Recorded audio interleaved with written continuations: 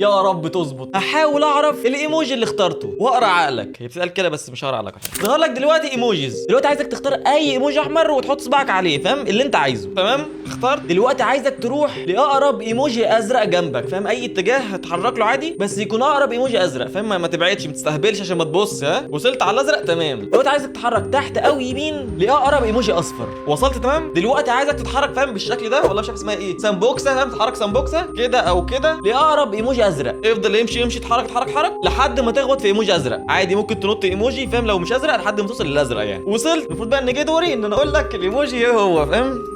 بص الصراحه وانا لو جبتها استاهل لايك وفولو والحاجات دي والله. يلا خير يعني. ما اعتقدش انت اخترت الايموجيز دي او الايموجيز دي. انت يا معلم اخترت الايموجي ده الخرزه الزرق. ولو عايز تفهم التركايه عيد من الاول وهتفهم الفكره عامله ازاي. ولو باظت منك على فكره منك والله العظيم لان هي لازم توصل، يعني مفيش حاجه غير لازم توصل. جاي لك يا كريسه مصر.